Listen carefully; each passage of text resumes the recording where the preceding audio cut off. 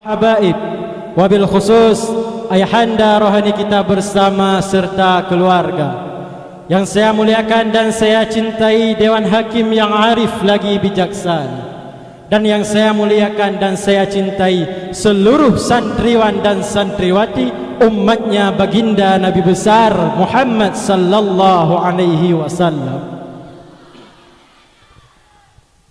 Kaum muslimin sidang talabah ilmu yang dirahmati oleh Allah.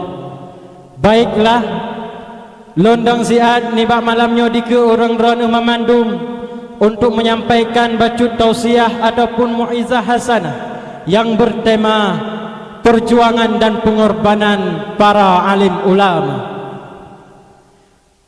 Dikarenakan letak takalan lawetnya urang kabeha untuk gecaci para ulama, getijekeun kepada para alim ulama, le urang yang tua kepada perjuangan-perjuangan ulama awal demi bangsa Indonesia. Bulan bulan aku 17 Agustus, hari kemerdekaan Indonesia, yang pejuang kemerdekaan Indonesia naku berte ulama-ulama tayo dahulu. Tunggu si ditira, tunggu sebagai panglima perang, Abu Krungkale dan sebagainya ulama-ulama yang lain. Kaum muslimin sidang talabah ilmu yang dirahmati oleh Allah. Rasulullah sallallahu alaihi wasallam bersabda, "Qiwamud dunya bi arba'ati asya'a." Tegak dan jayanya satu-satu desa, kota bahkan negara di dalamnya ditunjang 4 pilar utama. Jikalau negara yang kita cintai ini ingin maju dan makmur, jikalau kota yang kita tinggali ini ingin maju dan makmur, bahkan jikalau desa yang kita diami sekarang ini ingin maju dan makmur, maka di dalam Nanggro tersebut harus ada 4 perkara, 4 pilar-pilar utama. Dah teman tunggu buah pilar tersebut. Awaluha bi'ilmil ulama. Yang pertama adalah dengan sebab adanya ilmu para alim ulama. Dengan sebab dalam kampung tersebut na ilmu para alim ulama, dengan sebab na kampung tersebut na ulama, maka lagi tanya makmu maju bahkan karena Allah memberi berkah kepada para alim ulama tersebut.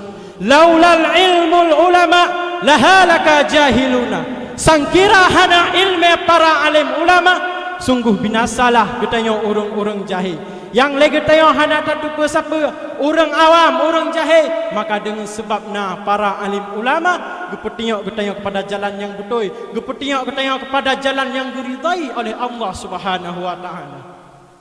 Tak akui ataupun tidak, lagi tayo telah berhutang jasa kepada para alim ulama, yang mana lagi tayo tidak pernah bertemu langsung dengan baginda Nabi besar Muhammad sallallahu alaihi wasallam, tidak pernah melihat mukjizat-mukjizatnya Nabi Muhammad, tidak pernah melihat beliau membacakan wahyu.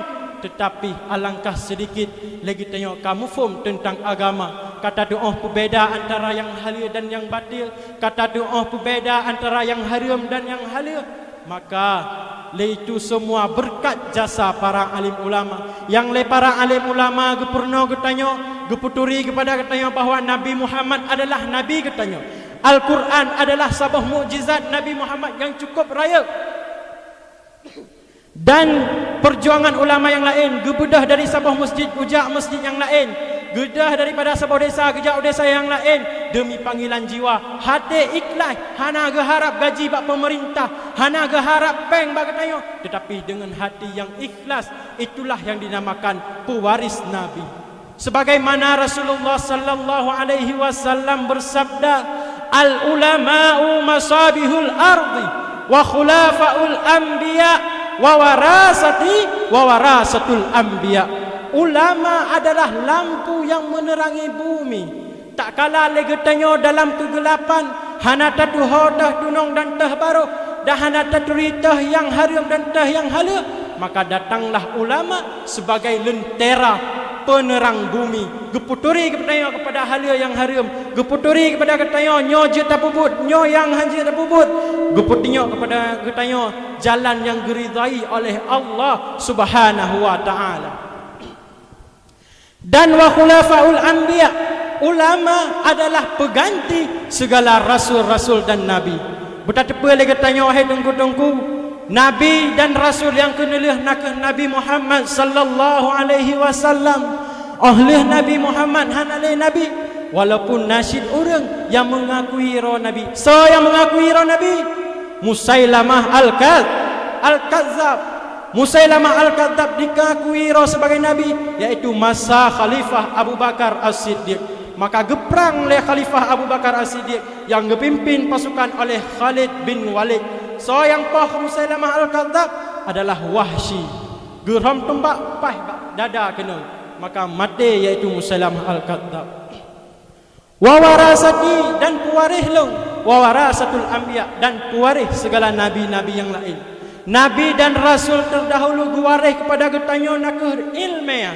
Sebagaimana Rasul pernah berkata dalam sabdanya, innal anbiya'a lam yuwarisu dinaran wala dirhaman, innama warasul ilma.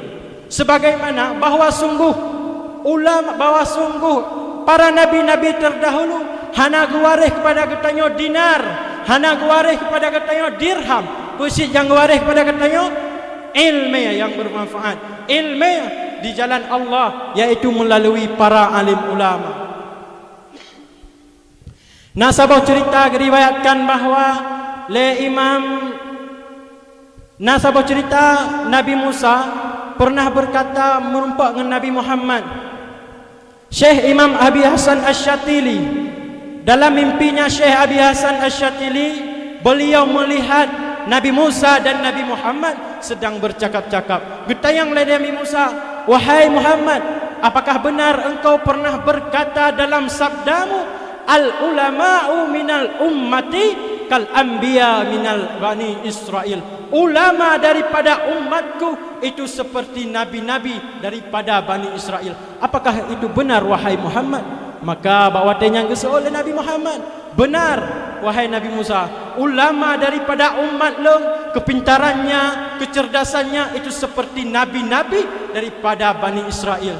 Maka kata yang lain Nabi Musa, wahai Nabi Muhammad, sinahai sedah sirah daripada ulama ro, long kalan kiban ulama daripada umat ro. Maka dalam mimpinya Syekh Abi Hasan Asy-Syatili, gehailah Imam Al-Ghazali. Imam Al-Ghazali, nandri Imam Al-Ghazali, pengarang kitab Ihya Ulumuddin dan lele kitab yang lain dari ilmu tasawuf dan ilmu fiqh. Maka kejak Imam Al-Ghazali, maka kekene Nabi Muhammad, wahai Nabi Musa, nyokuh ulama yang saya bangga-banggakan daripada umatku. Maka ketayang Nabi Musa, siapa nama kata? Soalan kata. Maka kejawab dari Imam Al-Ghazali, ana Muhammad bin Muhammad bin Muhammad. Stop, kata Nabi Musa. Wahai Muhammad, ini yang engkau katakan pintar. Saya mengatakan bahawa menanya namanya, dia menjawab Muhammad bin Muhammad bin Muhammad. Saya tidak nanya nama bapaknya, tidak nanya nama kakeknya. Kalau benar dia pintar, cukup menjawab Muhammad, terus habis. Maka kejawab oleh Imam Al-Ghazali, wahai Musa kalimullah, dulu Allah pernah berkata, wahai Musa, apa itu di tanganmu? Engkau menjawab, ini tongkat ya Allah. Tongkat ini untuk menyandang, tongkat ini untuk memukul. Seharusnya engkau menjawab, ini tongkat ya Allah, terus habis. Tetapi engkau menjawab, ini tongkat ya Allah, tongkat ini untuk ini, tongkat ini untuk itu. Jikalau kau pintar, cukup menjawab tongkat, terus habis. Maka gesul oleh Nabi Musa, oh nyan beda. Maka gekene Nabi Musa, long ingin bercakap-cakap lama dengan Allah karena ingin mempunyai waktu yang panjang untuk mengambil berkah. Maka gesul oleh Imam Al-Ghazali, begitupun dengan saya yang ingin bercakap-cakap lama dengan anda karena mengambil berkah. Maka cukup saya sampaikan. Lebih dan Quran dan Al-Qiyamah. Assalamualaikum warahmatullahi wabarakatuh.